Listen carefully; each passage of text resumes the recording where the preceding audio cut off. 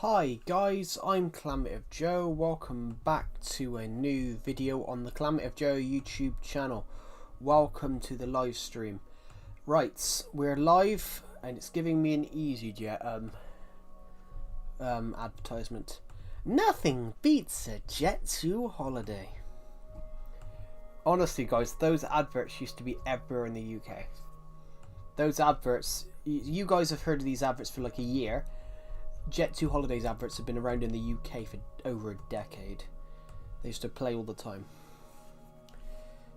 Hello Pixel Dibber, welcome to the stream. I've just put a notification about the stream. Just want to respond to Decepted.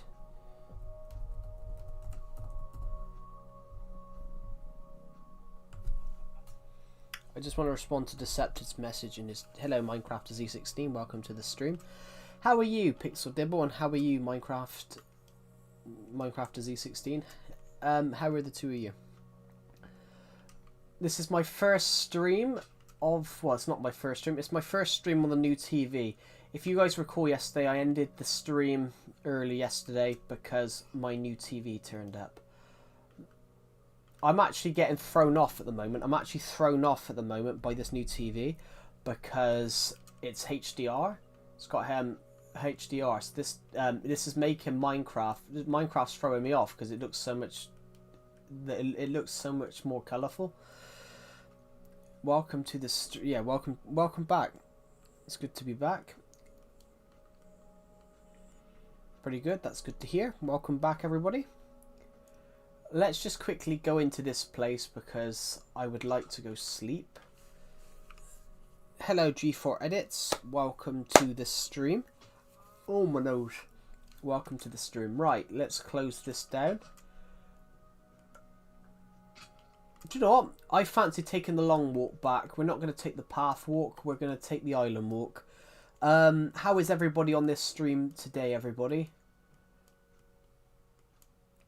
How are you? Or how are you, G47 Edits? How are you? I apologise for yesterday's stream, guys. I ended the stream after about 15 minutes because my new TV turned up. And yeah, trust me, that was heavy trying to get the TV up the stairs. What's that buzzing noise behind me? There isn't a buzzing noise behind me.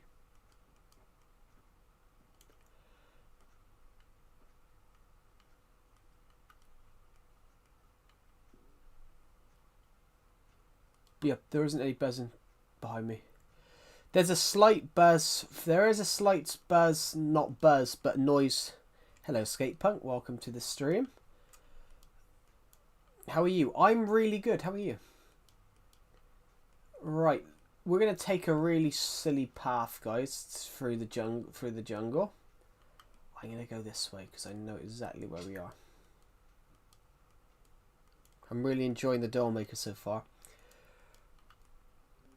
How far are you into it, out of curiosity? Yeah, the doll maker is it's a freaky story. It's a freaky story. It was one that just bubbled around in my head, and I was like, right, I'm gonna write this down.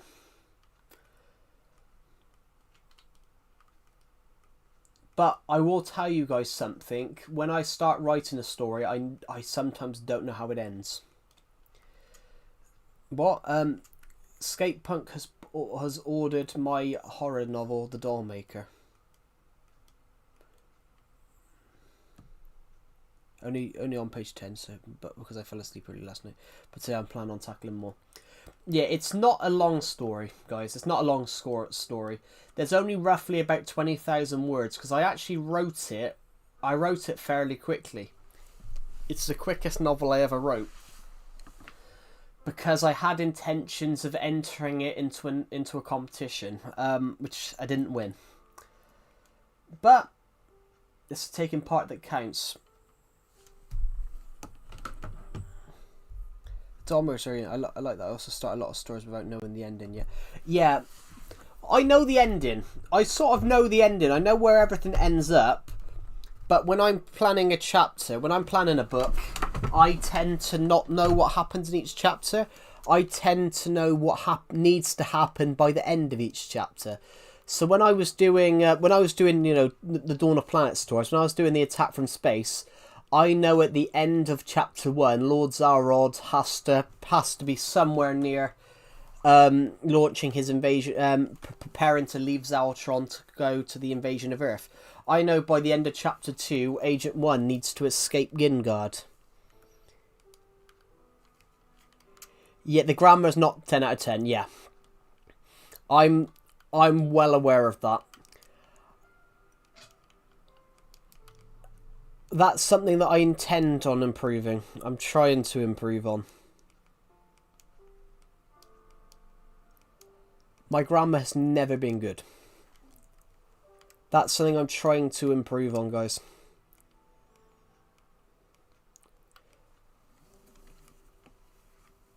Yeah. I mean, you read stories for entertainment. You read stories for entertainment. You read books for entertainment. It doesn't negatively affect. I had someone say that to me, though. I had someone say that to me. They loved the story, but it was a challenging read, which... Yeah, it was. What was that thump behind me? It was so loud. Oh, that was the TV. That was my TV. You guys can hear you guys can hear the sound from my capture card, and then you guys can hear the sound from my TV. I wish I could show you guys what this looks like. This new TV I've bought is HDR. It's 4K HDR. So it's making my world look very much more colourful. So the blue looks more bluer. The ice looks more bluer. It's making everything look slightly darker.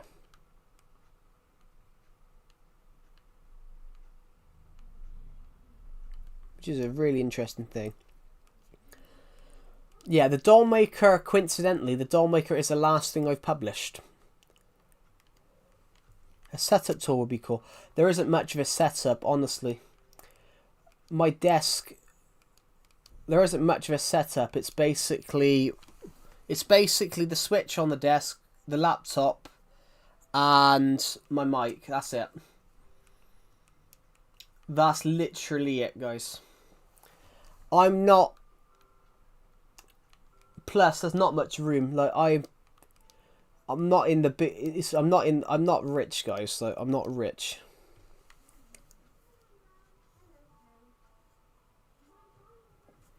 Oh, so grammar isn't a 10 out of 10. I don't mind that. It still gets the point across. That was your TV, yeah. I do have 2 monitors, yeah. I have 1 monitor, but I don't. It's not a monitor. It's a broken TV that the DVD player no longer works. It's a DVD. It's a TV that basically the DVD player no longer works, so I can't get rid of it. But I can use it if I stick a HDMI port in the back. I can use it as a monitor. So I'm like, oh, I might as well. Hello, Lil Kissy Wissy. Welcome to the stream. Just gonna turn my screen down, guys. My screen's a little bright. But yeah, The Dollmaker was a very fun story to write. If you don't know what The Dollmaker is, guys, it's a story about a man that makes human dolls from the bodies of his victims.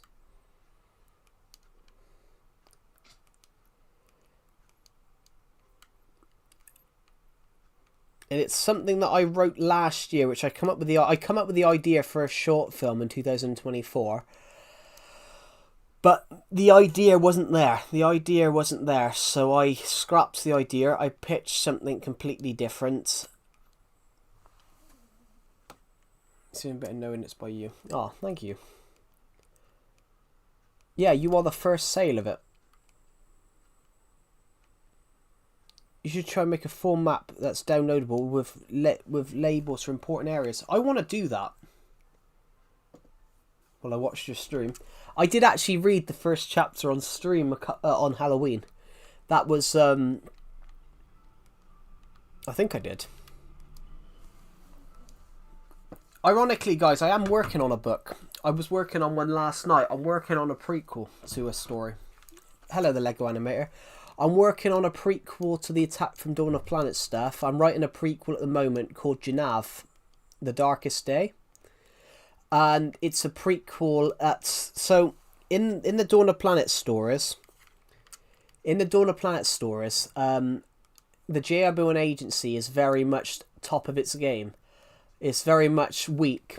In the Attack from Space, Vengeance, the Dawn of Planets, the Jeroboam Agency from Dawn of Planets, it's very, very weak in the Attack from Space. They've only got 67 agents. I didn't make that as a joke, guys. I wrote that story. I wrote the Attack from Space in 2014. They've only got 67 agents because of a military an agency disaster a year prior. But I'm now writing the book on what happened. I'm now writing the prequel to what happened, to why they only had 67 agents. So I'm writing a prequel which shows the Jeroboam Agency off when it was more powerful, where they've got more like 300 agents. I don't know when that's going to come out, but I want to bring it out this year. And I've come up with a really cool concept for this.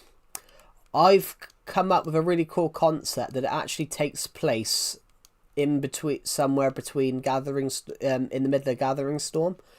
The story of Genav, The Darkest Day, takes place roughly at the same time that the Gathering Storm takes place. So it comes out with a film director meets Agent 1 at Battle Station Servaltz, their flying aircraft carrier, and wants to basically do a documentary film about Genav. So the whole sort of story. I gotta be honest, I can't remember. I used Adobe Express. They got some new. It is a template. It's a template that I tampered with and edited a bit. I saw a template that I really liked. I've just gone onto it, so I clicked something called book cover in Adobe Express, because Adobe Express has some really nice covers. So when I was searching like templates, I come across one with a hand. I'll see if I can find it. I come across one with like a hand, and it looked really cool, and it just reminded me of something.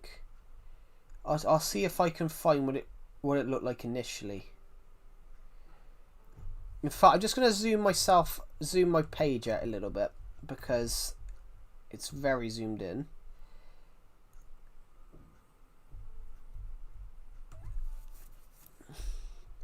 I found it.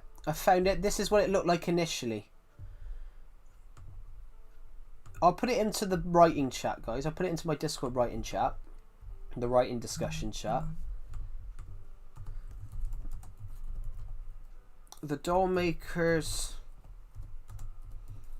template. That's what the template looked like. It said the happenings, and it was a picture of a red face. And so I went on to the canvas side bits and found all these other bits that I thought would look cooler. Initially, I was going to keep the face. Did you know that I started reading a new book? Cool. So I made it from a template, but I added all the bits myself. I can see my phone vibrating. I keep getting emails and notifications. Now live on my channel, and I'm getting Instagram notifications. All it is Decepted sending me offensive memes. Like he sends me all the time. So yeah, this story would be about a film director wants to do a documentary film about Genav. And the whole idea of the story is the story comes from the fact that Agent 1 speaks to him and tells him what happened. So right at the start and end of this prequel story is in the modern day. It's set in 2018, whereas everything from chapter 2 to chapter 10 takes place in 2013. So he's recording these events so the filmmaker can do a documentary film on it, do like a biopic on it, which I thought would be a really, really cool idea. Yeah, I thought it'd be a really cool concept because the whole point's when I come up with the idea of Genev back in 16, 17 time, that was always the idea. That Agent 1 writes it down and a film crew go and make a film on it, showing that what happened to the agents of GRB1 at Genev. So I'm currently writing that, guys. So I've got the basis of the story and how it happens. I can tell you guys that I've used some really interesting concepts where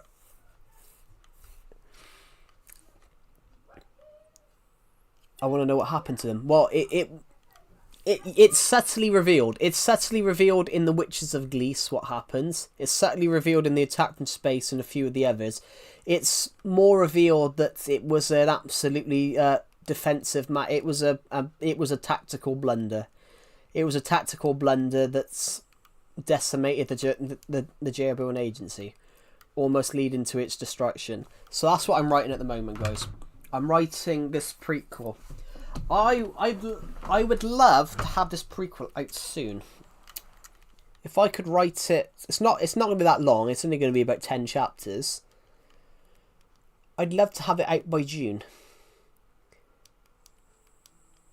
So it's very much part of a shared universe. It's more of a prequel. This probably will be the last prequel I do on the Dawn of Planets series. There's obviously places you could go. There's obviously places you could go and explore. I want it to be like that though. I want to go off and do little bits like that, little side stories.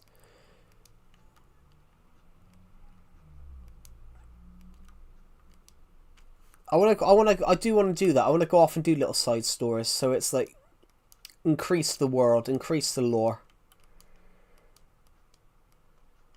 Because, you know, not everybody, even though the main character is the most important character, how many people does he drive on? How many people does he enable to do their best work?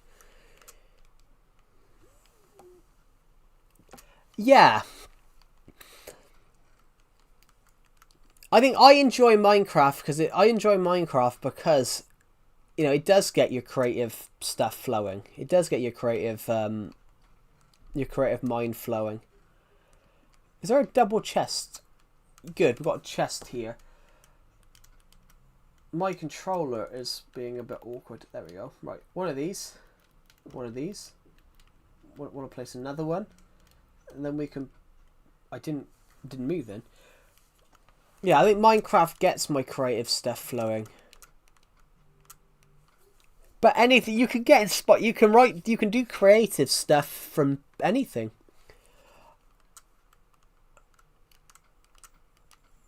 I mean, I wrote my first novel. I will admit, I wrote my first novel to get back at my uni lecturer, but which is kind of funny, but it is true. I did.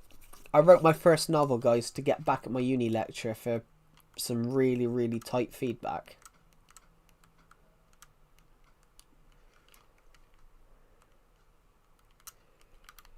Yeah, I literally wrote my first novel to get back at my uni lecturer for some really unfair criticism. It was the first time I'd ever written a professional script, and my uni lecturer said this to me. He goes, compared to what he rewrote the script. He rewrote the script. Did he doubt you? He didn't doubt me. He rewrote the script and then had the cheek to say, compared to what you wrote, this is the work of a genius. Which that's not feedback.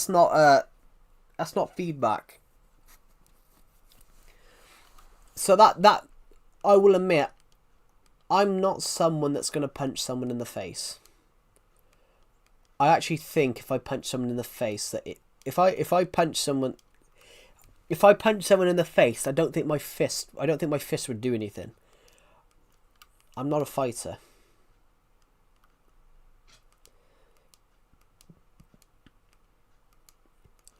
But I did everything that was running through my head at the time was, I'm going to show you. And then I put it in my uni chat, actually. I put it in my uni chat that I had with the other people in my class, our Instagram group chat. I said something along the lines of, I'm writing a book over this. I've challenged myself to write a book over the summer. And then, literally, I got home. No word of a lie, guys. I got home, sat down. I think I had a leftover pizza from the day before. Heated that up, ate it, and was sat there.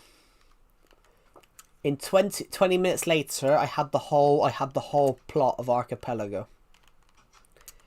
I had the whole plot of Archipelago on my head.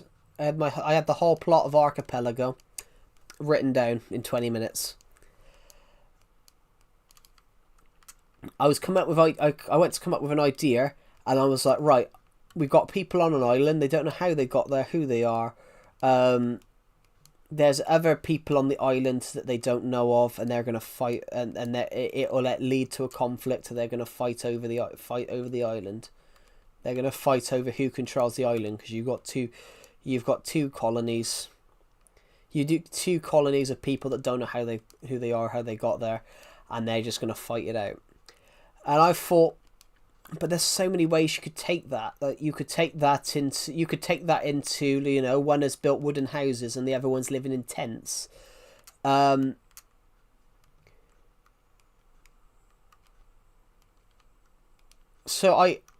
it's to the point of as well.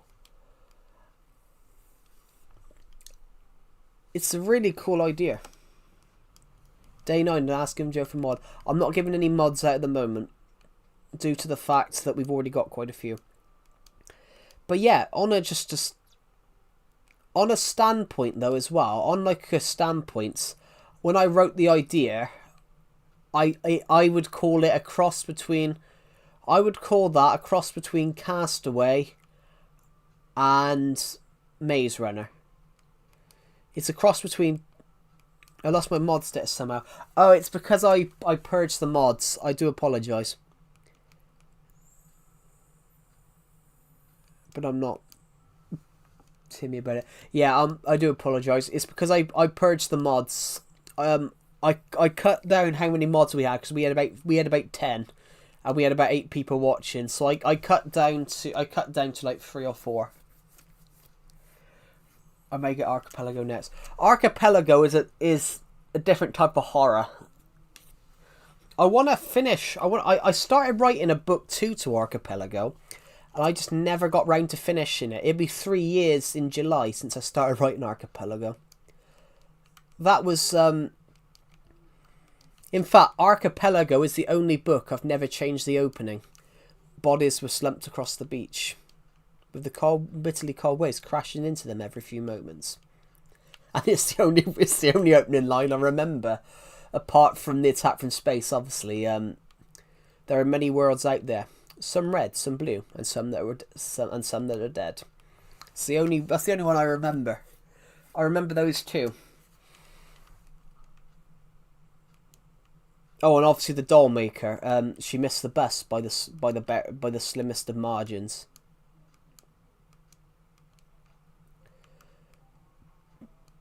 But yeah, there's I can't think of what the start of the attack from space is. I can't think of what vengeance is. Gathering Storm, I think, starts with 9 months have passed. I've just edited the attack from space, so I fixed a load of mistakes in it. There's a real good quote in it, guys, about we've got a female prime minister in the attack from space, called Cornelia Mendrizin, and she's the head of the Labour Party. She's the leader of the Labour Party.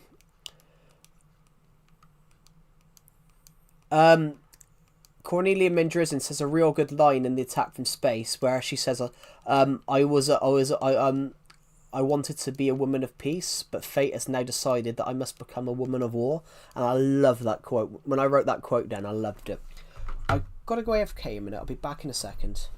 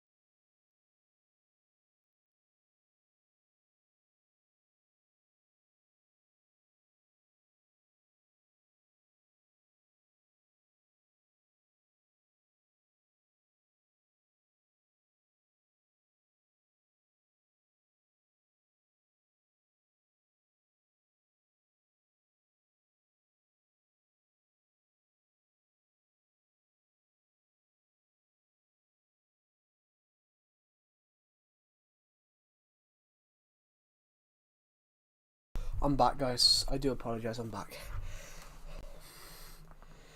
Picture book for higher level readers.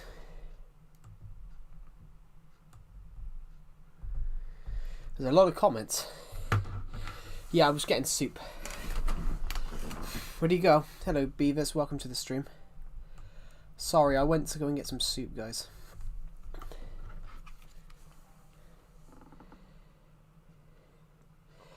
It does. I'm back. Don't read them, Joe. Don't read what? Don't read the comments.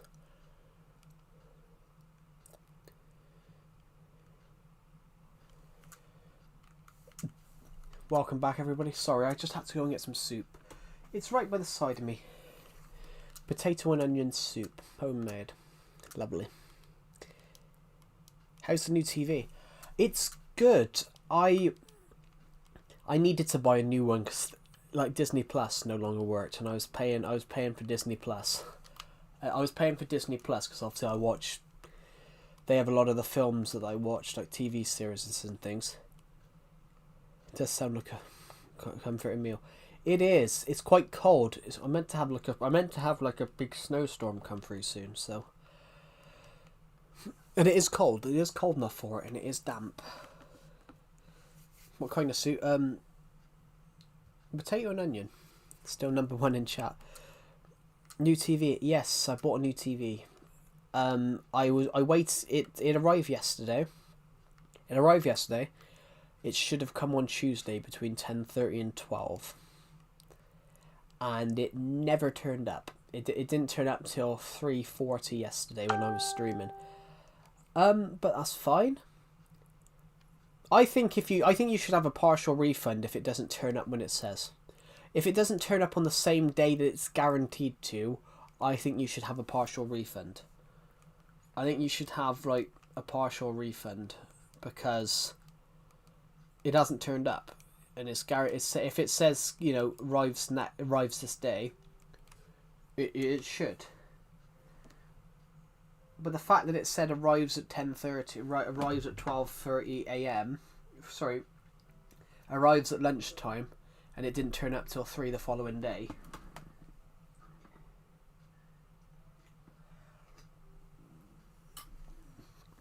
I mean, what's that? My TV should have turned up at lunchtime on Tuesday, and it didn't turn up till 3 in the afternoon on a Wednesday. But look, it's here. I've got it. That's good. I did just buy Netflix this morning, guys. Any good shows? Any good shows that you'd recommend? Yeah. So basically, as well, it said I ordered it the other day, and it said arrives Tuesday, and yeah, and it didn't turn up till 3. Because imagine if you got to go to work. Imagine if you got to go to work, for example. I don't, because I don't work at the moment. Breaking Bad always. I have heard of Breaking Bad. Never watched it though. Yeah, I just bought Netflix, guys. Obviously, a couple of things have already gone in there. So obviously, I really like Tim Burton, so I've put his Wednesday in there. Because I really like Tim Burton. I've liked Tim Burton's movies since I was young. Fallout?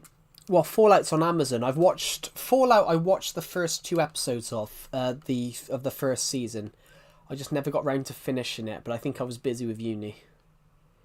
House of the Dragon I've heard of, obviously, because Matt Smith was in it. Matt Smith, guys, I cracked up the other year.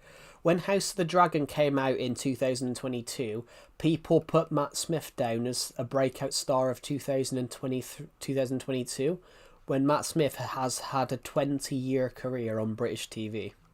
Hello, Beavers. Welcome back to the stream. Yeah, it cracked me up. Like, Matt Smith, everyone was like, oh, breakout star of 2022, but Matt Smith's career was 20 years long. Like, he was already world famous because he played the 11th Doctor in Doctor Who for 3 years. In fact, he played a really good Doctor.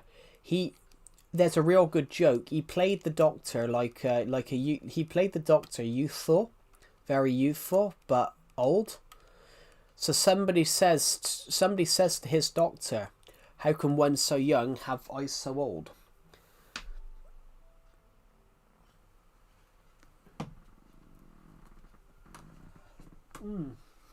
That's nice.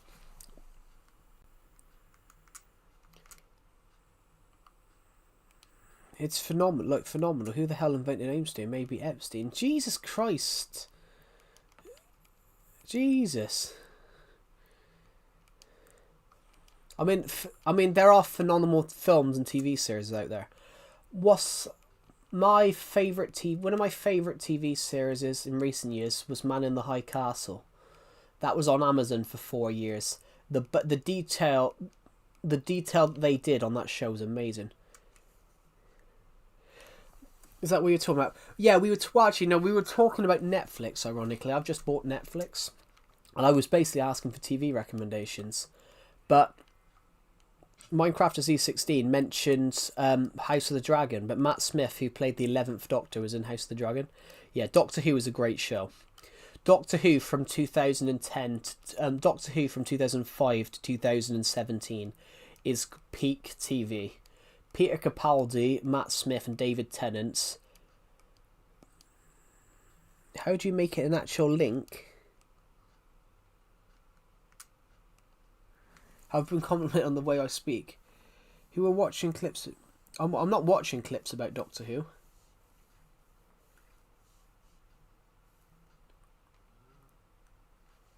How do you make it an actual link?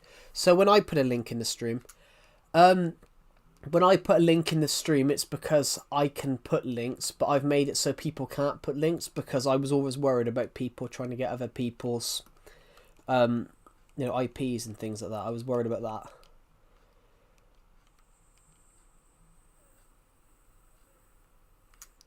Yeah, links don't work on my streams because I've set it so links only work for me and Nightbot, because I use Nightbot to promote some of my book stuff. It's because sometimes when people put links in streams, you don't actually know if they're official links. That's kind of why. Yeah.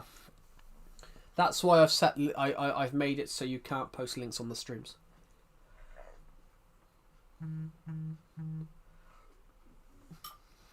That vibration was my phone. I'm probably getting more offensive. It's probably more offensive memes from Decepted. Yeah, it is. Yeah. Well, back when I was in secondary school, though, Beavers, it was about we had a kid in our class. He turned around and sent another person in the class a message, pretending to be a Nigerian prince. How have you been, Joe? I haven't seen you in a few days. Yeah, I've been really good. Thank you for asking. How have you been? Yeah, I took a break from streams. I took a break from streams because I should have had a new desk for my TV on and it never turned up, guys.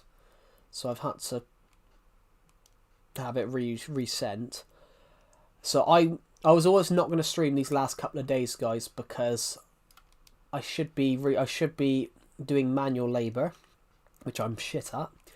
I should have been doing manual labour and building a new desk for my building a new TV stand, but it never turned up.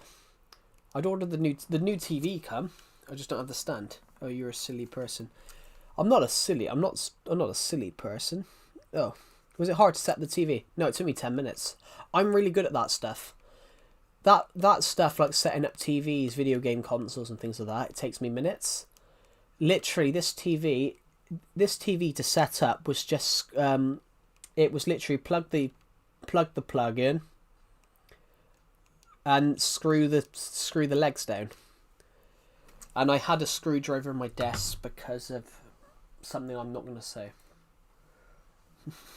I can say it.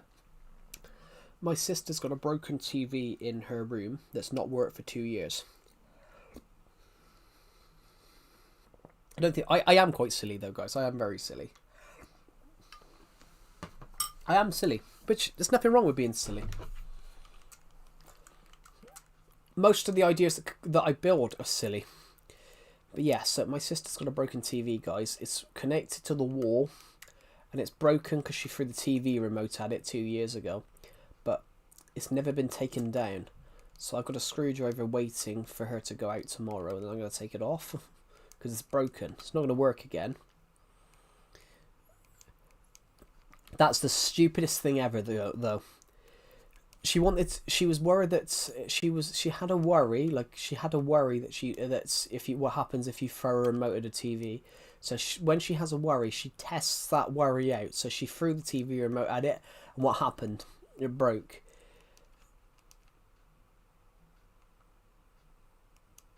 And then she tried to say that it was just YouTube, but it wasn't. There's a crack in the screen. I don't know. What if I say you're sweet, then laugh, and then if I say you're stupid, then they say I'm a hater. Well, you don't. If you call someone stupid, that's not really an insult. It's only an insult if. Well, I've met people. You have a question about people in the UK? Cool.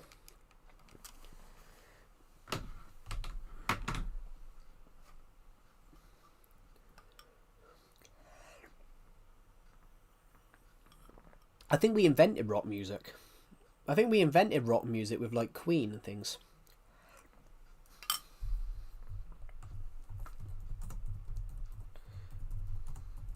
I don't know. That's quite an interesting one. Well, no one invented rock music. Well, British rock and roll, yeah. No single person invented rock music, but you know, rock music. You could have said the first invented British rock hit were the Beatles and the Rolling Stones and stuff. But no one invented rock music. But yeah, Great Britain is massive for rock music. But they said, no, I think America invented rock music, but it was brought to Britain in like the 50s. You never know though. But I said nobody invented anything really. You love the band Cream. Cream? Oh, I said Queen. Sorry, I said Queen. I didn't say Cream. I said Queen. Freddie Mercury. I said Queen, but my accent probably sounded like Cream. Yeah, and then the British invasion. It was actually an American invasion. It was an American invasion because, you know, rock music came to the UK with like Cliff Richards, the Beatles, and things like that. The Beatles, great song. We all live in a yellow submarine. We didn't like the colour, so we painted it green. We all live in the green submarine. We didn't like the colour, so we painted it red.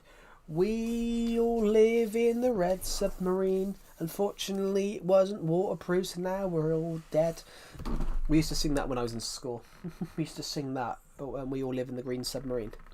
The Beatles, yeah. Well, the Beatles were massive. They were one of British bands never used to take off in America. It's a bit different now, but back then, no.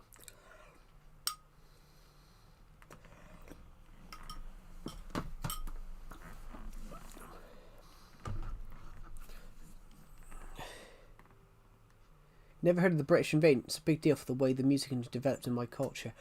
Yeah. But that's the thing with every country. But yeah, the Beatles, yeah. Back in that time period, British bands could never crack America. So for example, do I like Liverpool? As in the city or the football club?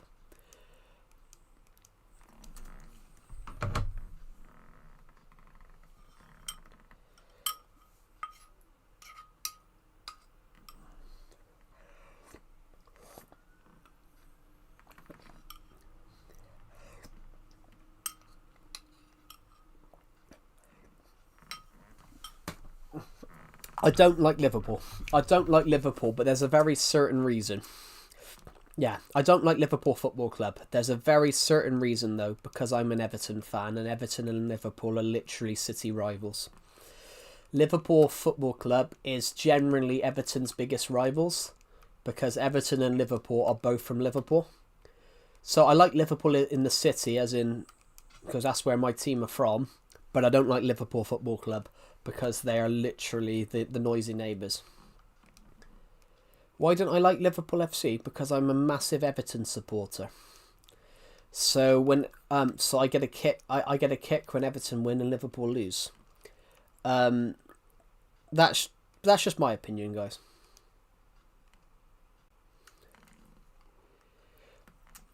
Yeah, I love it, guys. I was so pissed off last night. Everton were playing Wolves, and we had 2 players sent off in the last minute for something so stupid. Jack Grealish, yes, got sent off because he mouthed off to the referee twice. Jack Grealish got sent off from... Yeah, I am going to do that, but that's for a YouTube video. Hello, Egg. Welcome to the stream. I was so pissed off last night. Everton were playing Wolves, and Michael Keane got sent off for violent conduct, for something that wasn't violent conduct. He jumped up and he caught a player's hair. He caught another player's hair in the back, on accident. It wasn't unintentional. But he jumped up with the guy for a header. I was so pissed off because we ended, and then Jack Grealish got sent off 6 minutes later for mouthing off to the referee. I've settled on a decent laptop to buy in the future. Cool. I had to buy a new laptop last year. I didn't want to, but my one laptop, the battery would drop down like that. The battery would just drop. Who's the best British football team? It depends who you ask. Manchester United and Liverpool have the most league titles. Man City are the best team at the moment, but Man City have no history until... Man City really have no history until these massive Saudi owners came in, if you get what I mean. Man City have no history until these really rich Saudi owners came in. It's the same with PSG in France. PSG hadn't won the league in 20 years until their really rich super owners come in. It's the same as historically the best teams are Everton, Arsenal, Man United, and Liverpool. But it got to the point while of the 19th century, of the 20th century, the biggest teams were Everton, Liverpool, Manchester United, Arsenal, Tottenham, Aston Villa. But the difference was, as we've gone into the 21st century, Everton and Aston Villa basically fell off because they couldn't compete financially with the teams who had much more money.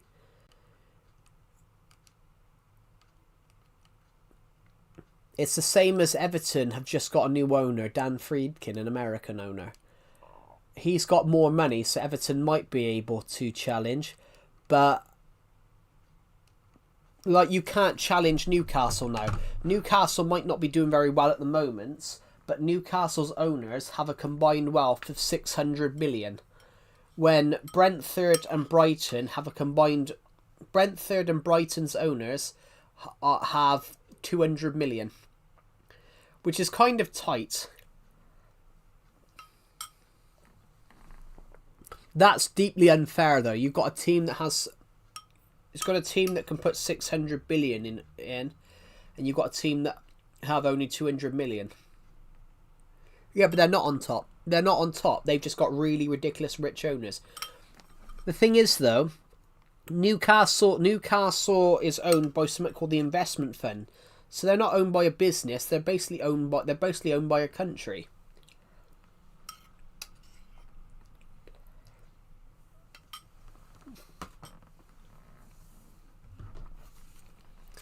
I said there'd be a video about it, but we haven't had a lot of comments on it yet.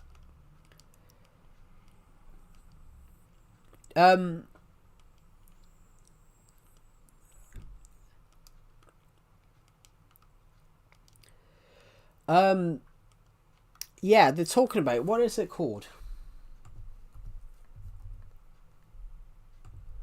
Here it is, PIF. The Public Investment Fund of Saudi Arabia. I think it is. PR owners. The list of owners. This is the owners by wealth. So Arsenal is owned by a guy with 21 billion. Aston Villa is owned by a guy with 10 billion. Bournemouth's owner has 2 billion. Brentford's owner has 200 million. Burnley's owner, it doesn't say. Chelsea is owned by someone with 21 billion, but that's a load of people combined. Crystal Palace has a combined owner of 5.5 billion. Everton's owner, Dan Friedkin, has a combined wealth of 7.6 billion. Fulham, 7.9. Leeds, 8 billion. Liverpool, 13 billion. Man City, 16 billion. Manchester United, 20 billion. Newcastle United, 620 billion sovereign wealth. Tottenham Hotspur is owned by it's 5 billion. West Ham, 15 billion. Wolverhampton Wanderers, 5 billion. Do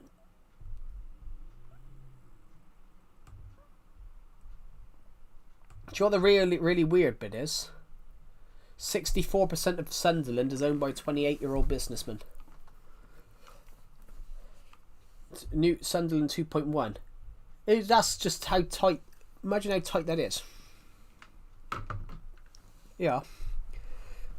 But yeah, the best team, Skate Punk, in like English football depends on what year. Just because Man City are top doesn't mean they've always been top, if you get what I mean. Like, for example, one of the best teams around for a long time was 30 years ago, Blackburn won the Premier League. Have I seen the Ram crisis? I have not. It's because of AI. The most competitive year? It depends. 2011 12, 2011 12, the 2011-2012 season, Man City won the league on goal difference against Man United. They won the league by 2 goals. The most competitive year I can think of was 2020. 9 teams were top of the Premier League over the first few weeks of the season.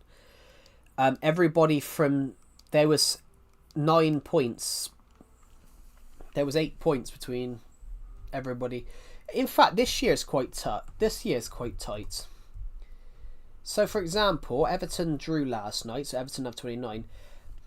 In the Premier League right now, everybody from 13th. Sorry, everybody from in the Premier League right now, everyone from 15th to 4th is 8 points. Liverpool have 34 points. Brentford have 33. Newcastle have 32. Man United have 32. Chelsea has 31. Fulham has 31. Sunderland have 30. Brighton have 29. Everton have 29. Crystal Palace have 28. Tottenham have 27. Bournemouth have 26. And then there's a 4-point gap between Bournemouth and Leeds. But yeah, everybody's really tight. This season, everything's really, really tight in the Premier League. But yeah, in the English Premier League, it can be quite tight. So this year is really tight. Everybody from like 4th to 15th is like a couple of points. But I was really pissed off last night because Everton were winning and would have been 5th last. Everton were 5th last night. And then they drew and then had 2 players sent off. But I've been really annoyed in recent weeks because of AFCON. Because of AFCON, Everton lost 2 players, but then they've lost a load of players due to injury as well.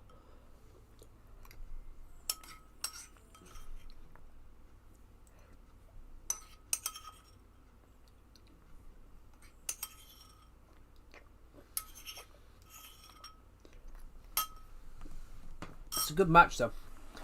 That's the tight thing about football though. That's the tight thing about football. Why is the Africa Cup of Nations being held in December when most of the football leagues in the world have games? It's quite a tight one. It's quite a rough decision.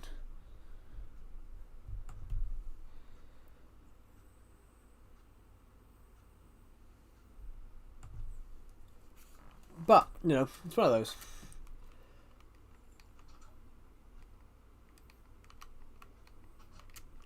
Yeah, it's a difficult decision. It would be difficult, yeah. It's difficult at the moment because Everton are they're without Jarrad Branthwaite, they're without Iliman Ndiaye and Idrissa Gana Gueye because they're playing for Senegal. They're without Keenan Dewsbury-Hall due to injury as well. They're now without Michael Keane.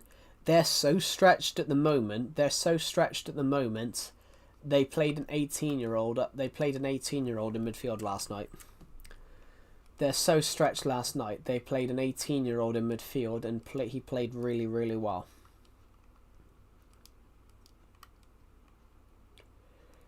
I feel old now. It's got to the point we're playing people born in 2007 in English Premier League matches.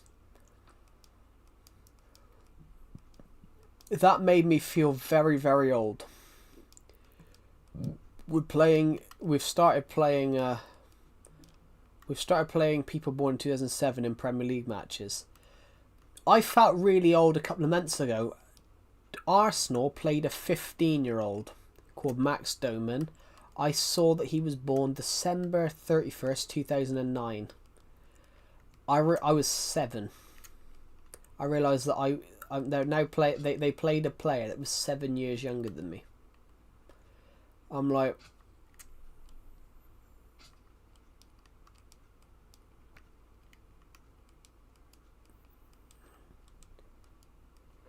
football is so much more interesting than the United States football. Well, I think America's soccer could be interesting. I think the MLS is just poorly made. But the MLS is poorly made because they only made it so that they could host the World Cup. Because FIFA turned around and said, FIFA said, how can you host a World Cup if you don't even have a football league? So they created the MLS 2 years later. They agreed to create the MLS, but they made it as like a franchise sport. So you pay to be in it. Whereas the English Football League, any small team, so like, say you've got a like a little town, it's only got like 500 people living there. If you've only got like 500 people living there and they've got a small little team, even they could be in the MLS. If you take a Premier League style format, even they could be there. It's a bloody town with 500 people. Even they could be. Yeah. Even if.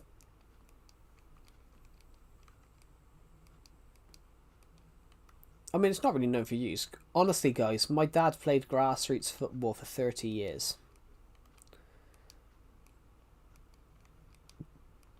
So grassroots football is like your local team. Grassroots football, guys, what we call it in the UK, is basically... Grassroots football is basically like playing for your local town. Like, playing for your local town. Well, not in your region, your local town, where you live. Where you live, they normally have... Every town in the UK has a little football stadium. What is your region? District. State. Town. A region's a region. It's all about baseball and US football here. Yeah, that's what I was saying to Jackson the boss on the Discord server last night, because he said something about only Japan can compete with America in sports, and I said well, America can't compete with Europe in some sports. I said in like terms of like actual football, America can't compete with Europe. And that sounded more like a propaganda. America, that's what America would say though about sports.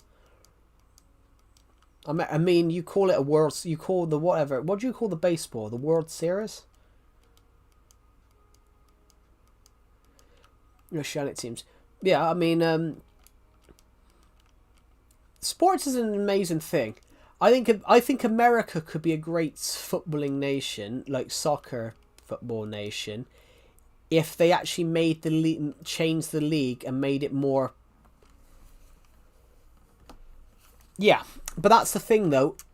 The thing with that, I think football, soccer, America could be a great nation with it if their league was more entertaining. If you're an American football, well, soccer star, if you want to go, you don't want to play in the MLS, do you? You want to go to Europe. So, for example, who is America's greatest goalkeeper? Who is America's greatest soccer goalkeeper? So I think I know who it is. I think I know who America's greatest goalkeeper is.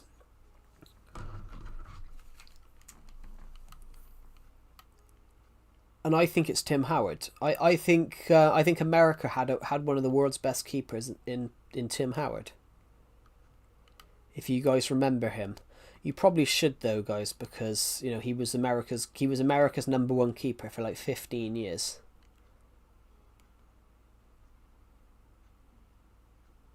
Broke the world record actually. Broke the world record, most saves in a World Cup match, 14.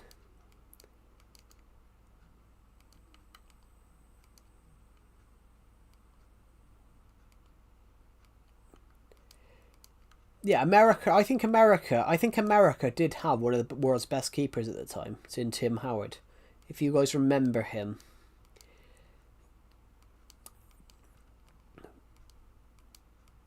Great keeper. He had a ridiculously long career as well. He didn't retire till like he was 40. He didn't retire till like he was like 40. Here we go. Tim Howard, 46 now. Played for North Jersey Imperials for 6 games.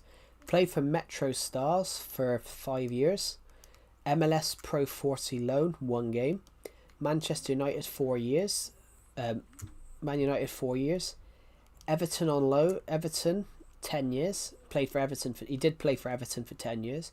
Colorado Rapids for 3 years afterwards. Memphis 901. 2020. He had a 23-year career. He didn't retire till 41. Absolutely great goalkeeper. 121 appearances for the United States. Great goalkeeper.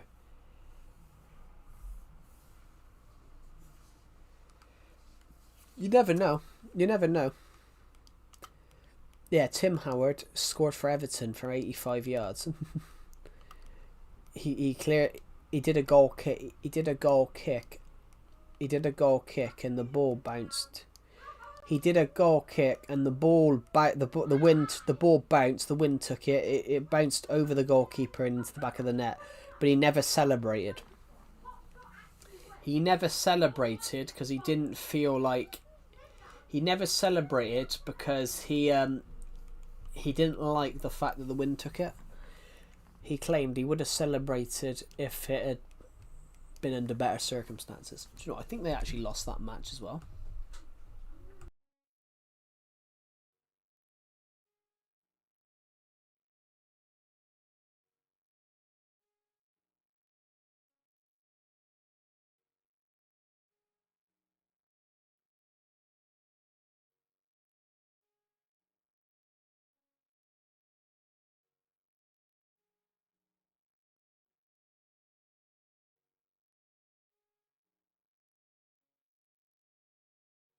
Hello OG player, welcome to the stream.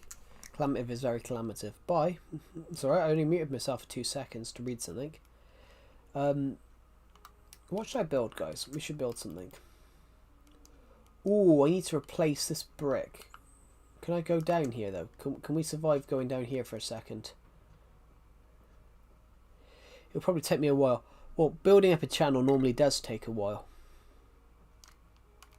I was only gone a minute. I was just replacing that. There we go. Need to replace that. That's because of when we were building the roller coaster.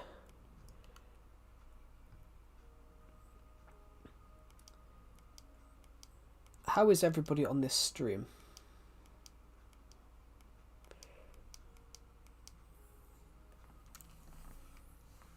Awesome builds, thank you. Guys, I'm still gonna take a break from YouTube. I'm still gonna take a bit of a break from YouTube, but I want to film some contents. I'm feeling amazing today, so am I. I'm feeling amazing today. I'm gonna probably try and write a book. In fact, yeah, it took me 9 years. This is my 10th year of YouTube. I'm gonna read you, in fact, guys, I'm gonna read you the start of this book that I was working on, because it might change. It was on a warm summer's afternoon, with clear skies above. Battle Station Servet was positioned on the Atlantic Ocean as part of a standard training exercise. The ship had 30 floors, resembling a titanic structure similar to an aircraft carrier, afloat in the vastness of space. Picture.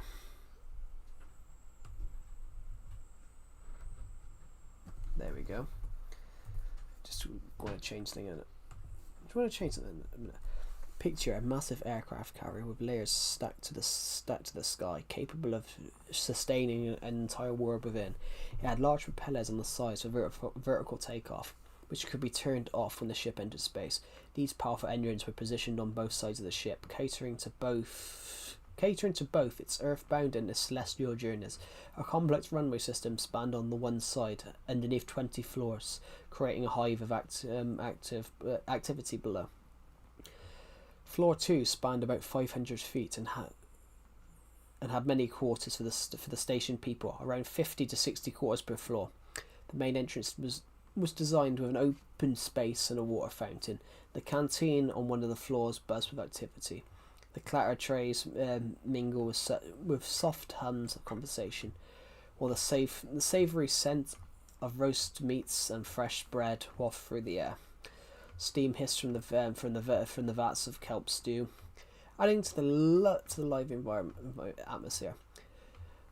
Floor 18 housed the bridge, which had a step up to a raised platform with a huge window behind the platform. There were 3 long desks with different computers, panels for monitoring and maintaining the ship in flight. The room was at least 30 feet long and 40 feet wide. Low murmurs from surveillance feeds mixed with the quiet tapping of keyboards. Little doors led to often other places. The science room ran all the experiments.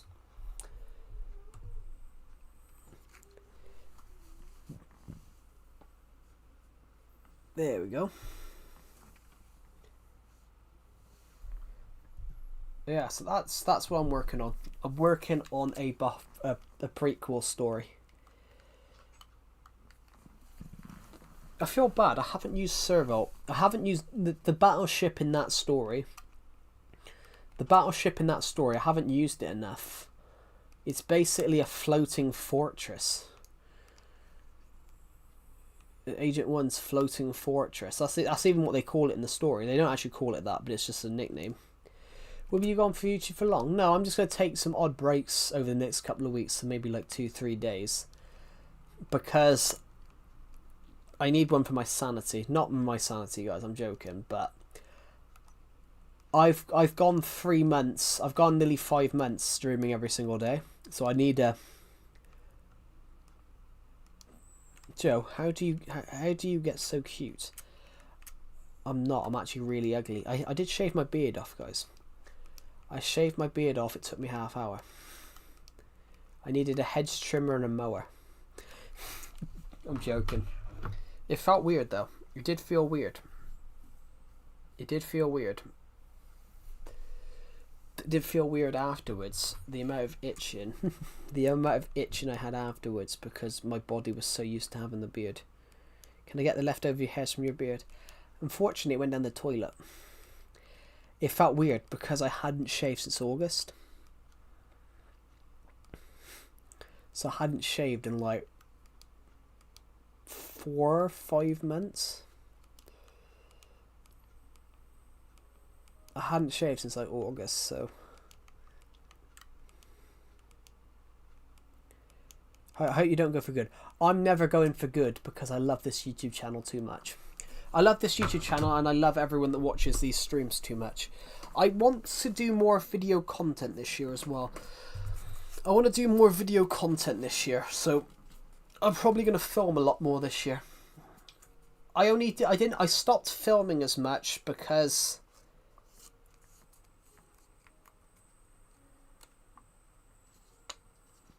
yeah, I just fully shaved it.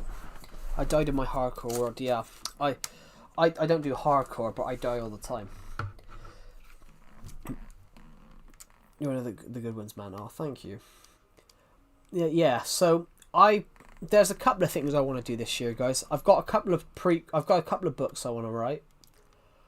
I've got 2 prequel stories that I'd like to write. So I've got those are somewhere near. Obviously, I want to do some short films. There's a lot of stuff I want to do. 2026 is going to be the year of Climate of Joe, and I've just elbowed the desk. Ow. 2026 will be the year of Climate of Joe. It'll be the year that I get absolutely everything right.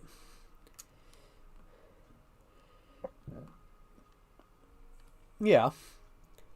I want to do something hardcore related. I've got some ideas of stuff I want to do. I want to do a hardcore series, but I want to do it my way. I want to do something. I want to tamper with it and make it more Climate of Joe like.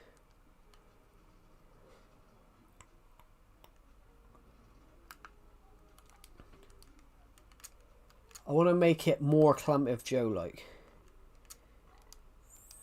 Then let's get you on Hermitcraft. I wouldn't want to join Hermitcraft. I don't really like You Need Jesus. Well, you're not going to find him here. You might find him somewhere else, but you're not going to find him here. I'm not Jesus, I'm afraid. Maybe I am. Maybe. I don't know. You'll find Minecraft Joy here and the occasional banter on these streams, but you're not going to find Jesus. I find that FPS games, the enemies always get so lucky. Especially if they're brand new. Yeah. Well, some people do get lucky.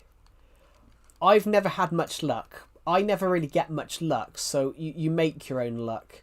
I tend to see that you get lucky if you work for it, you then get lucky. Joe, you aren't responding to me. I did respond. Want to join my server? I don't join servers, I'm afraid.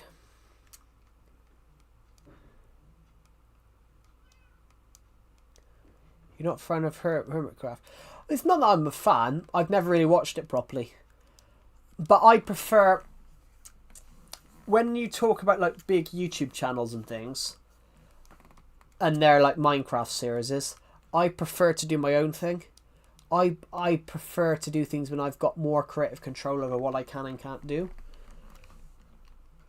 It's why I hated things like SMPs, and it's why I hate things like SMPs and all that. It's why I hate things like Minecraft SMPs and things like that. Because you've got no sort of creative control over what you do. I love doing this series here. I love doing this series on this world because I've got creative control over what I do. It's why I self-published my novels, so no one can tell me, sorry, you can take that out. If I've got to take out the Beridian Sword out of Dawn of Planets 1's war, then the whole plot makes no sense. That's why I self-publish my novels. My server's not on P. Yeah, I don't join servers though. I don't join servers. But thank you for asking. But yeah, what was I going to say? Yeah, it's why I self-publish my novels, because if you go to a traditional publisher, they can tell you what to decide. They can tell you what you can put in and what you can't put in. So if you self-publish, you have absolutely more control over. You have more control over what you eat. Oh, that's because I saw That's because I saw Egg's comment about could he eat my beard. Yeah.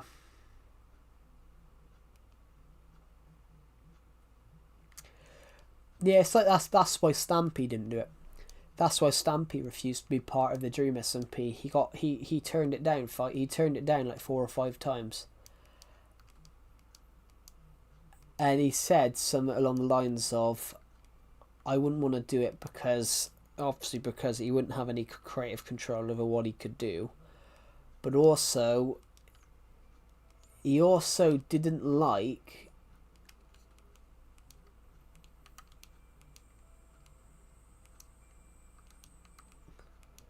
He also didn't like that, you don't know who's going to be on it. So, you could be the most child-friendly and kid-friendly YouTuber possible, like you don't swear, and then you meet someone that says like racial slurs like on it. You don't know. And that's why Stampy refused to be part of the Dream SMP and all these other SMPs that asked him, because his comment was he going to open up? It's like gambling, yeah. I mean, my server, my realm for my YouTube channel is pay to play, but it's not pay to win. It's not pay to win. It's pay to play. So it covers the cost of the realm. So there is actually a realm for this YouTube channel, guys. It's in the channel membership scheme. It's pay to play, but it's not pay to win. So you pay to play, and then you basically have access to everything that I have in this world. That's why I created it. So I join it occasionally. I join it occasionally, and I play on it. I haven't played on it much recently because Bedrock was just being a bitch to me. But yeah, maybe I'll stream on that sometime.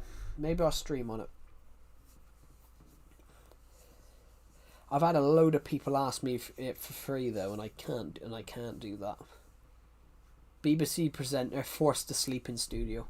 Oh, BBC presenter forced to sleep in studio. Jesus Christ.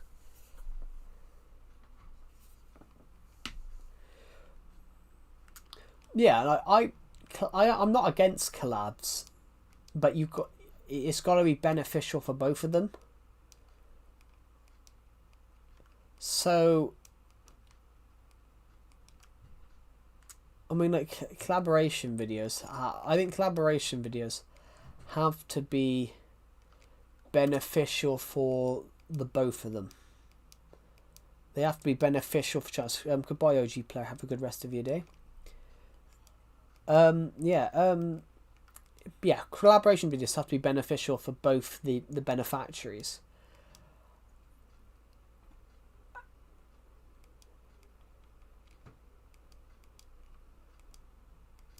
So I turned down someone's collab recently, and for quite a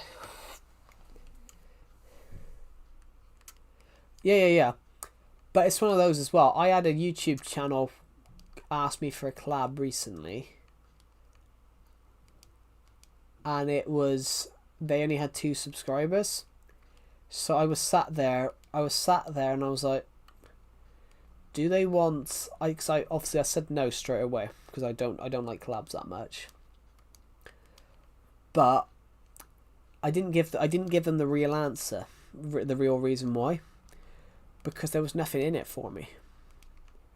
There was nothing beneficial for me, and I was sat there. Do they want to collab with me because they want to collab with me, or do they want to collab with me because they want my view counts? And that's what popped into my head. I was like, I'm not sure if they want to collab with me because they like my content, or they've just come across my channel and realised, oh wait, this guy's got 7,000 subscribers. So that's why I turned down someone's collaboration video recently, because I was convinced. I was genuinely convinced. I was genuinely convinced that they just wanted to collab with me because they wanted to use me as a launch pad for their YouTube channel, which I didn't think was right.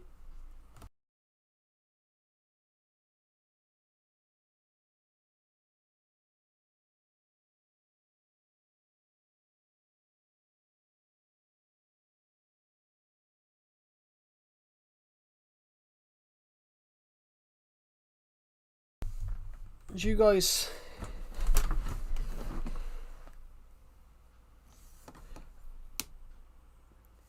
Yeah, so basically, they only had 2 subscribers, and I was sat there at the time, and I thought, I turned it down because I knew what they were doing. It wasn't that they wanted to. I'd never even seen this person on my stream before. It wasn't because they liked my channel.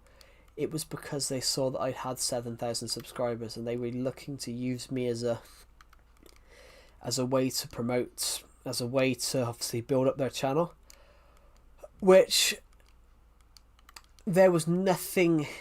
I had nothing. There was nothing beneficial for me in doing that collab, so I never did it, and I said no.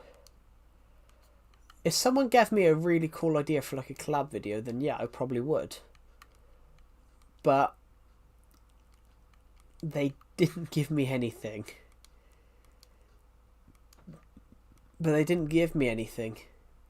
It's like, as well, it's why I don't play Minecraft with people that much. Because whenever I'm streaming now, I have people asking me to play Minecraft with them. And I will be honest, guys, 9 times out of 10 I will say no. Because I don't know the ages of the people that's asking me.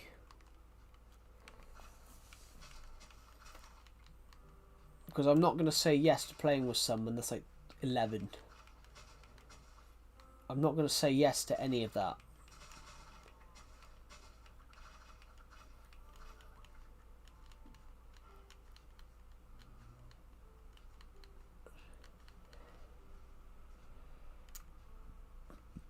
Because I don't think you should go onto people's streams. Yeah. It's not that they asked me. They asked me to join their worlds. You know, if I was 10 years young, if I was 7 or 8 years younger, yeah, I probably would. If someone asked me if they wanted to play, but I'm not yet that young anymore.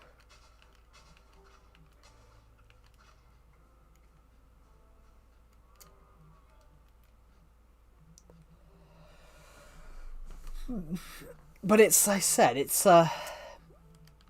interesting one. But yeah, I get a lot of comments, guys. I get a lot of comments like that.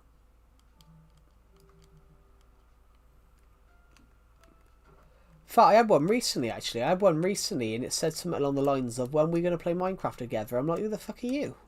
Like, never even seen the guy before.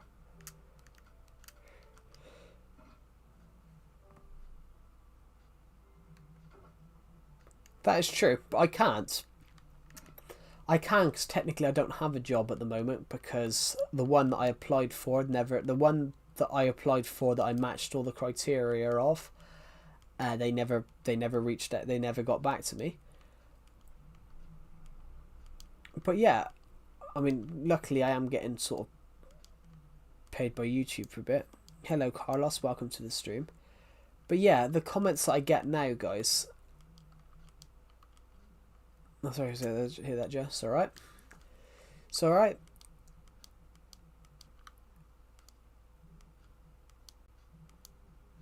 But it's one of those, it happens, guys. But I personally, I will be 100% honest, guys. I hate that approach. If you apply for a job, you should at least get a message back. Sorry, thank you for your application, but you were unsuccessful, or something like that. You should get something back like that. You shouldn't just be sat there wondering, hold on, I never got anything back. You should at least get something back. I think that's human decency. I think it's human decency to at least message back and say something along the lines of, thank you, but you were unsuccessful. I've applied for 4 jobs. I've applied for 4 jobs. I've heard back from one of them telling me I was unsuccessful. No, 5, 6. I think it was about 6 jobs, and I've applied for 6 jobs in the last 6 months. And I've only heard back from one of them saying, thank you, but you're unsuccessful.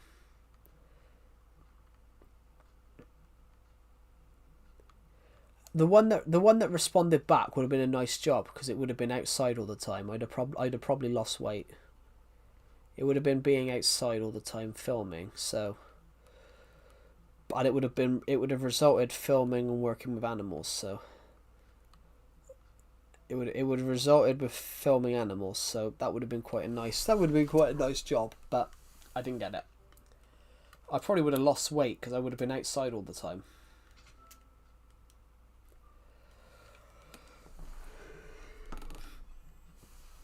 Yeah, but it's a very American approach. It's a very American approach, if you get what I mean.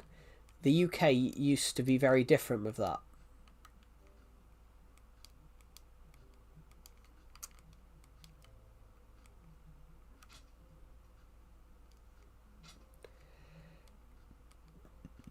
Yeah, it was about it was a job, guys, filming for an animal trust. Filming for an animal trust, so basically filming their social media stuff. So it was basically like a zoo. It was basically like filming for a zoo, basically working for a zoo, filming all the animals and doing all their social media stuff. Well, that would have been really fun. That would have been a real fun thing to do. Yeah, that would have been a real fun thing to do because I love animals. So I really love animals. So filming that, I could have been the next David Attenborough. Don't know much about the animals, but I can film them. You can call me Calamity Joe Attenborough. Right here we have a penguin. They're not known for anything, but they have really long beaks and some really sharp teeth. Did my David Attenborough impression sound very good?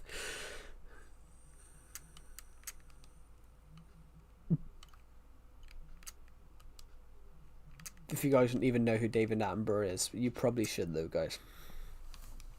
The guy is incredible. David Attenborough, the guy's absolutely incredible. He's 100 in April and he's still going out, he's still filming wildlife documentaries.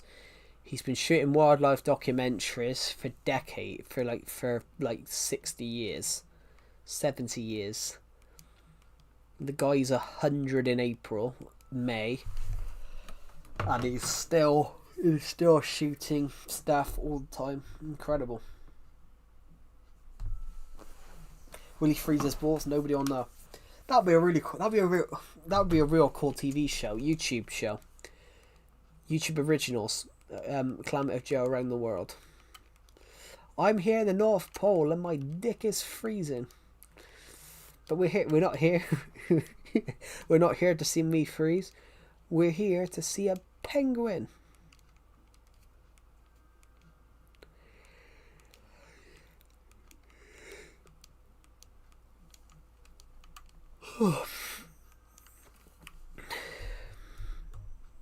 I watch every upload. Yeah, I want to do something like that. If I can build up a big enough sub count, I want to do something like that.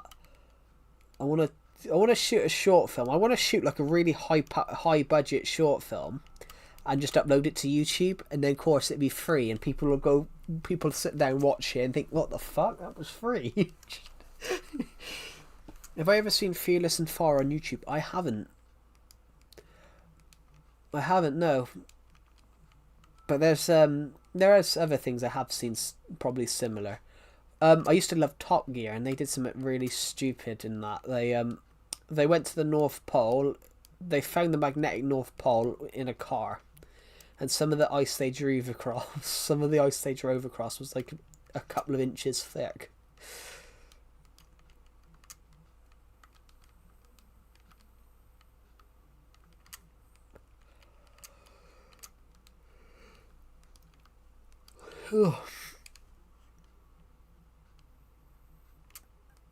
Yeah, might do that as a show.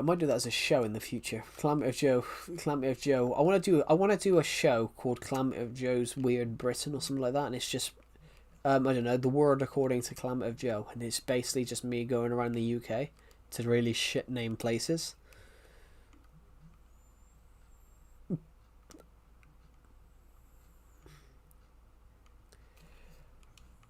I want to do something like that. It would be like the world according to Calamity of Joe, and it'll be me going to shit. It'll be me going to really funny named places like fucking Cockin, Shittington, Butt Crack Town, and things like that. I went to a place recently. I had to go for a place recently on a uni trip, and it was called Binfield. It was just a place, and it's just called Bin. Never heard of it. It's in Berkshire, just outside. It's near London. But I had to go on a uni trip. We had to go for a place called Binfield, the trash can field. Yeah, basically, yeah. What you would call a trash can, we would call a bin,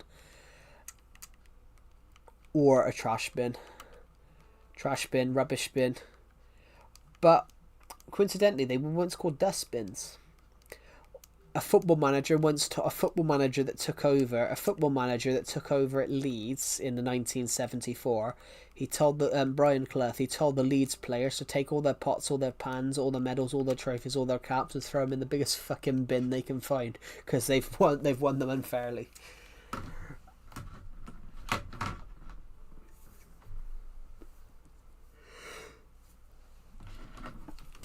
I nicked that line. I didn't nick the line.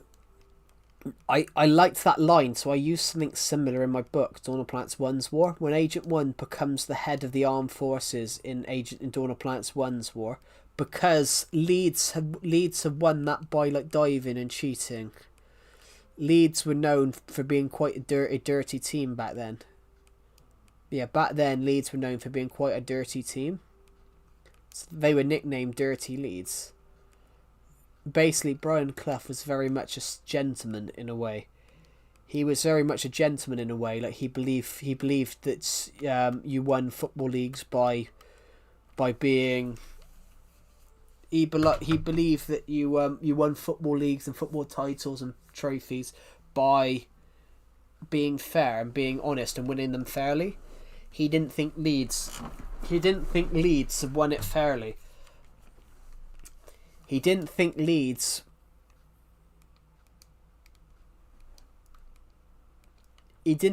won it fairly, but he also had a massive rivalry with the guy he replaced.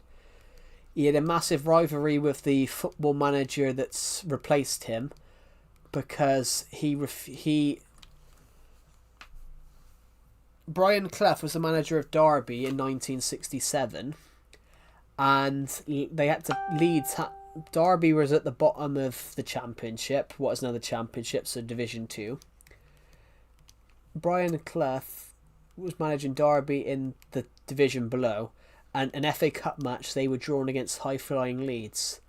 The Leeds manager missed him and didn't shake his hand at the end of the match, and that's common protocol. The managers shake hands at the end of the match. So that egged on in Brian Clough's mind that Don Revie had... In Brian Clough's mind, it went past that Don Revie had disrespected him. So he went and he spent the next 3 years trying to get promoted so he could go and beat Don Revie. He ended up winning the league. He ended up getting there. He ended up getting them promoted and winning the league with Derby. And then the Leeds manager left becoming the manager, and they hired Brian Clough to be the Leeds manager, and he got sacked after 40 days because Don Revie was like a father to those players, and Brian Clough went in there and just told them everything that they'd won under him. They better put in a bin. I liked that line though. So when I wrote Dawn of Planets the One's War, Agent 1 tells the military officers to take all their medals and throw them in the biggest bin they can find because they've won them not by merit but by merit, not by distinction. Must be a fair match. Yeah, it must be a fair match. But what Leeds were very much known for diving at the time. But obviously back in them days you could get away with it. You could get away with it back in the day because there was no cameras, was there? Well, there was cameras, but back in the day, you didn't have VAR or anything like that. They could a player could get over and dive, and the referees at the time had no sort of thing. The referees could do whatever they wanted. Hello, Swiss. Welcome to the stream. Yeah, back in them days, the refs could do whatever they wanted. So, in 1977, a referee falsely denied Everton a penalty, corruptly denied Everton a penalty to win the Carabao Cup, what is now the Carabao Cup. Everton were playing Liverpool, and the Liverpool player handballed it on the line to stop it from going in. And the referee said at full time, if anyone asks, it wasn't a handball. Yeah, hello Swiss, welcome to the stream. I saw your comment yesterday, Swiss. I had ended the stream and the stream refused to end.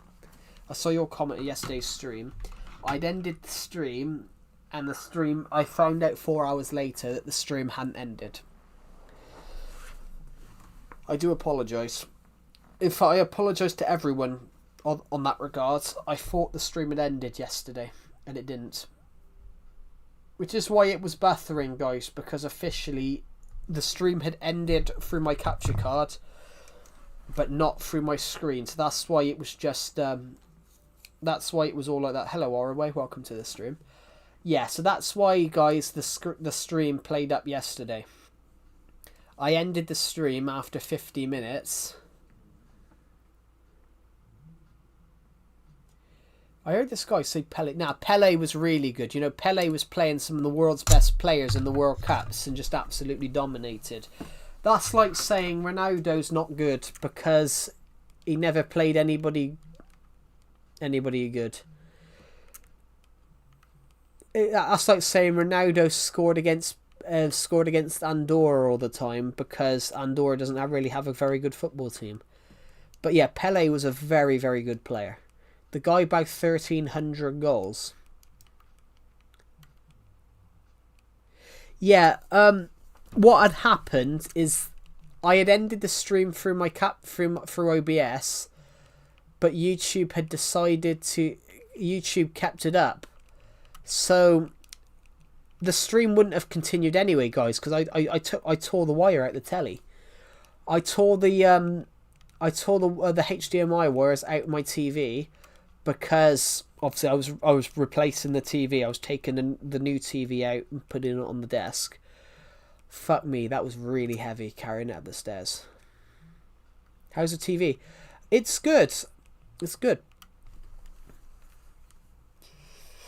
Ronaldo's a good player. Yeah, Ronaldo is a good player. He's in the top. He is in the top 5 at all time. One thing I don't like about Ronaldo. The one thing I don't like about Ronaldo though is his arrogance. I find him a little bit arrogant, but most of the good players normally are arrogant.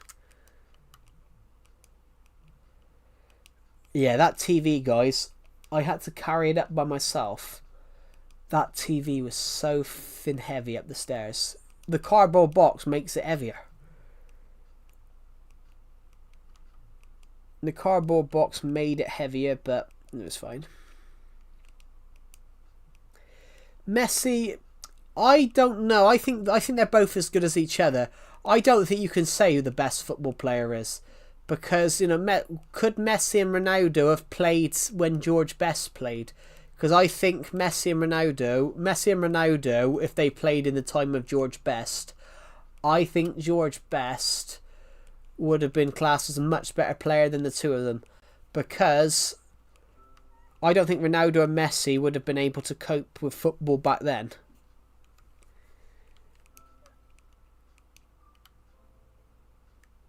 Great to be here with you all. Ah, thank you. Great to be here with you, with all of you as well. I don't think Ronaldo and Messi would have survived if they were playing at the same time as Pele and, you know, George Best. Because back in them days, you used to go in and absolutely boot people and kick people. Red cards didn't even exist then. It used to be you just go in and... Yeah. It depends on what type of football you're talking about. Yashin, yeah, probably one of the best goalkeepers ever. Yeah, it depends sort of what position. What's the first movie you're gonna play on that TV? What's the first movie I'm gonna play? Or I already played the first movie. Yeah, Northern Irish. He was Northern Irish, so George Best. If George Best had been Brazilian, he'd be classed as the greatest football player ever.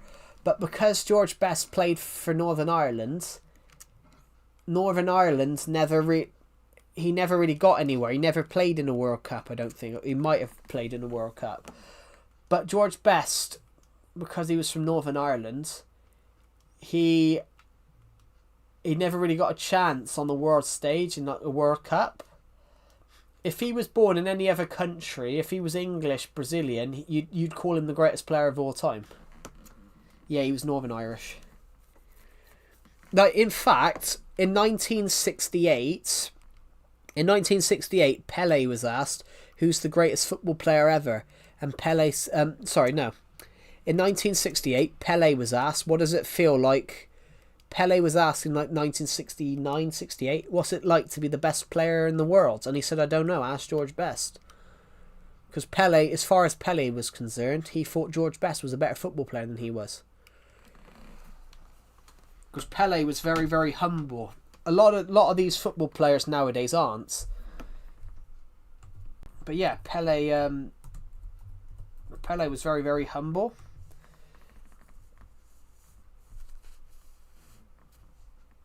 Yeah, what was it? What's it like to be the greatest football player in the world? He said, "I don't know. Ask George Best."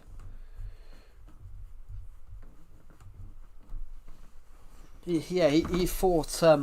George Best made his career and started in 1963 when he was 17.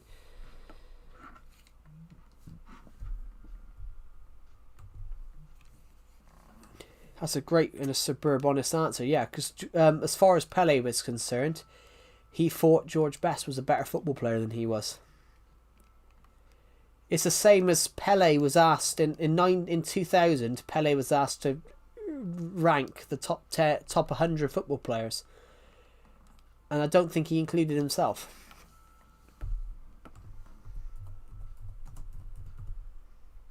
Pele top 100, the FIFA 100 list.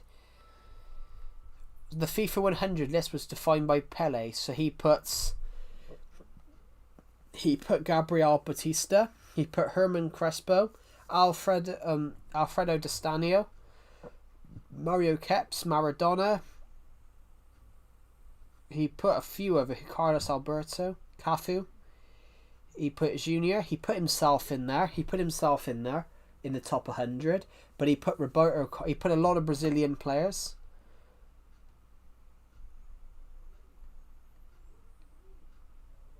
Obviously, he put a lot of Brazilian players. He put 15 Brazilian players, 14 French and Italian. He put 7 English players. Footballers, but he put 37 from the 1970s, 4 from the 1980s. Let me think of he put 2 Americans. He put Mia Hamm, American football player. American female football player. I think he did male and female in one. Gary Lineker. He put of the 4 of the English players. This is the English players. He put Gordon Banks in there, David Beckham, Bobby Charlton, Kevin Keegan, Gary Lineker, Michael Owen, and Alan Shearer. Obviously, Gary Lineker played for Everton, so he put an Everton player in it.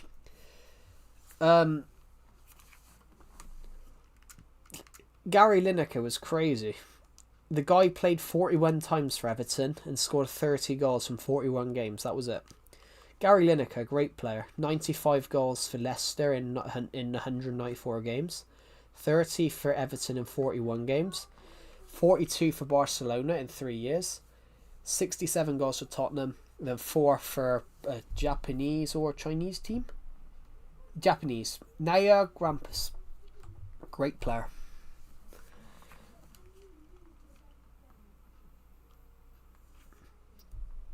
Yeah, you've got to be humble. I think everyone's got to be humble.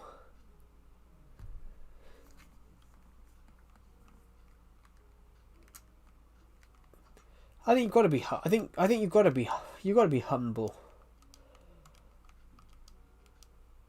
You've got to be able to recognize other people's talents as well. That's what made Pele such a great player. Like, he was humble. So if Pele had a chance, if Pele saw a player in a better position, he would pass the ball. He wouldn't try and shoot from the stupidest of angles. He probably would have scored from the stupidest of angles because that's how good he was. But that's the thing with Messi.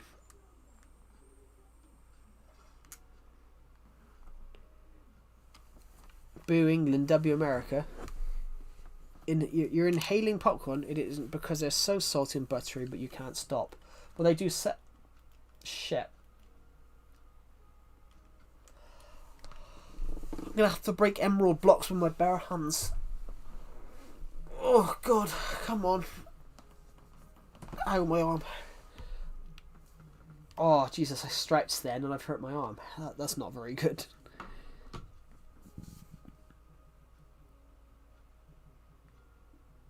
Oh, we have to break the emeralds with my bare hands.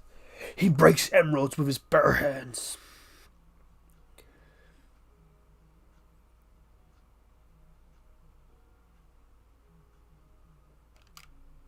Right. You know how I say sadhu to lot? It means good work or good work. When I say I'm rejoicing in merit or saying thank you. Okay. Thank you. Let's just break this. I need to break one more after this.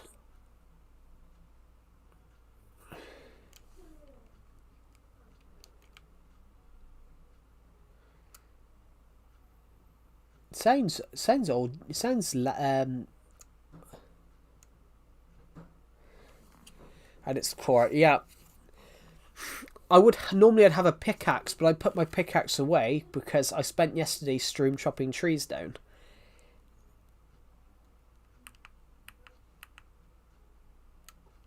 Good. You've been watching too much true crime recently. Why will I be your first victim?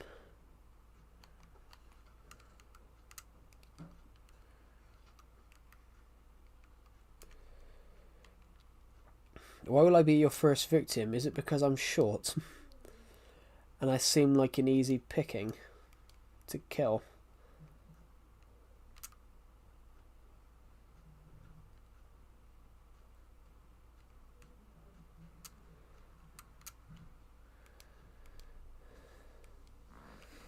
You've been watching. Why will I be your first victim? Because you're an Everton fan. What does that mean? Is punishable by death?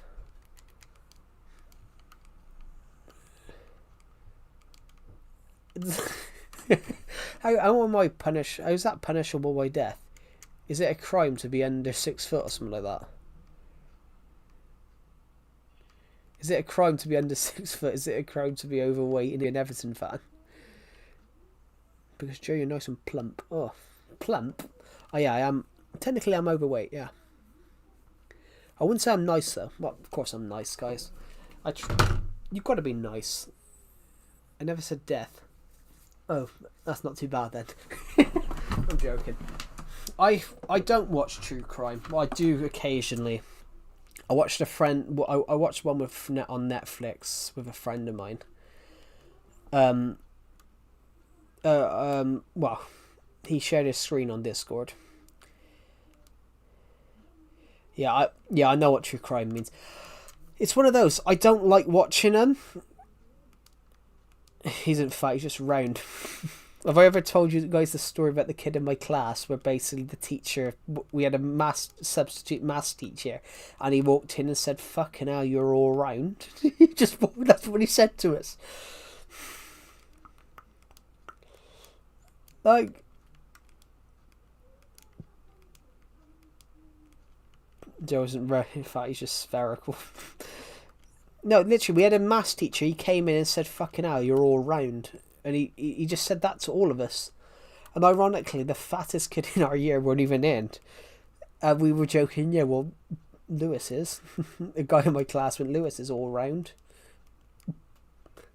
But that's bad. But a teacher walking in telling us we're all round, I'd laugh so hard, yeah. Yeah, the teacher just walked in and went, "Blimey, you're fucking hell, you're all round." I'm like, why you can't say that to a teacher? Well, look, in English school teachers, they don't give a shit, man.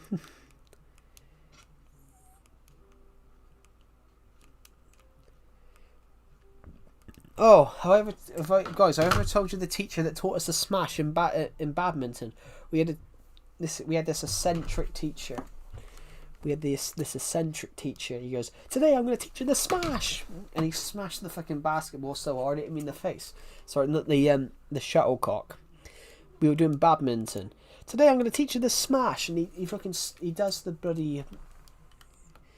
Today I'm going to teach you the smash, and then he smashes the fucking badminton shuttlecock, and it smacked me straight in the face.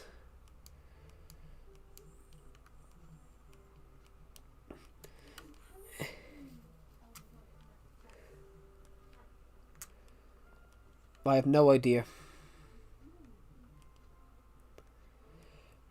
I haven't eaten much today. I had some soup for lunch. I haven't eaten much. I've literally, all I've had today is soup. Well, there wasn't much food in. But, you know, it's alright. Orway is built like Dubai. What? Absolutely expanding. That's one way to introduce yourself. Yeah, smashing a shuttlecock into a 13-year-old kid's face. Yeah.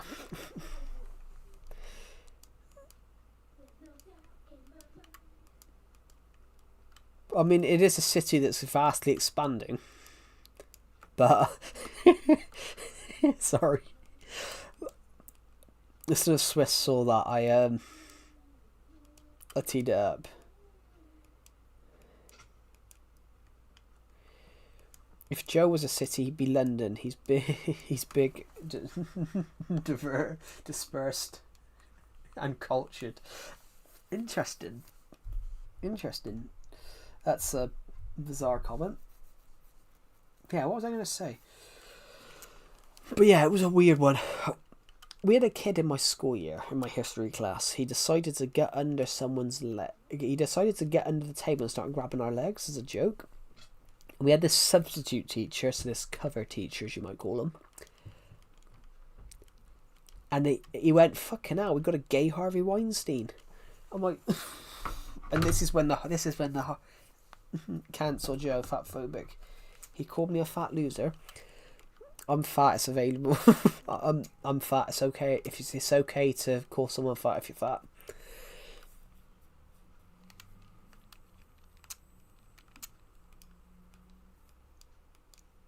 Yeah, if you're overweight, it's okay.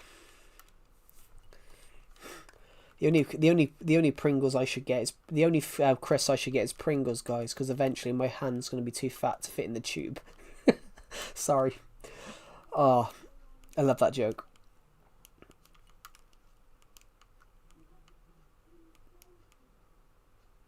I'm joking. Anyway. Oh my god, my nose. This has been a quieter stream today. Only 90 of you have watched it, that's alright. Oh, God, my foot.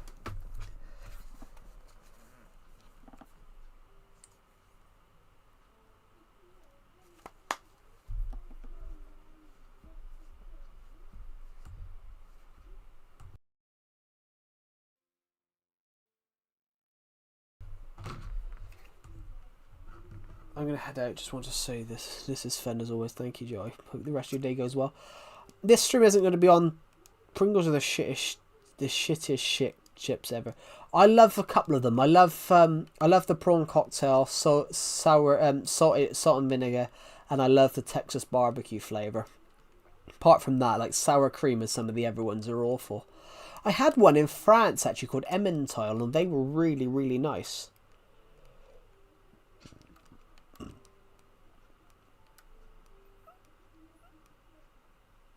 Yeah, have a good rest of your day, Minecraft as E16. Yeah, Super's amazing. Super's amazing. I think it said amazing. Amazing. I needed a Scottish accent. By the way, I have news. You have news.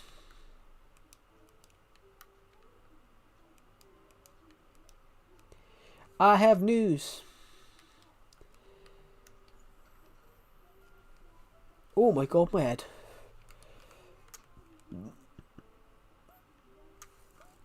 That's weird, my screen. Don't take this in any wrong way.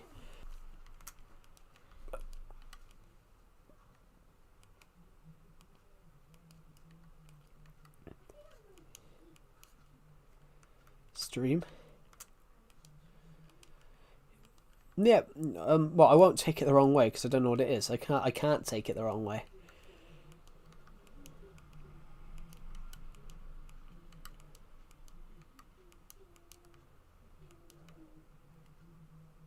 You like rabbits? How can we take that the wrong way? I don't get how you can take that the wrong way. I like elephants. I like all animals. How can I how can we take that the wrong way? That's like doesn't everyone here like rabbits? Well, because they're so cute. Well, every animal's cute. Every animal's vital. Every animal is vital. Like, you know, if we didn't have snakes, we'd have a rat problem.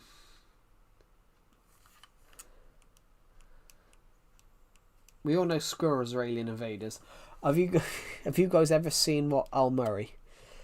Al Murray did a comedy sketch. He did a comedy sketch where he basically grabbed a kid out of the crowd, dressed him up as a squirrel, and he said, every time you see this squirrel, shouts, "I'm onto you, you bastard." And it was a very funny comedy sketch.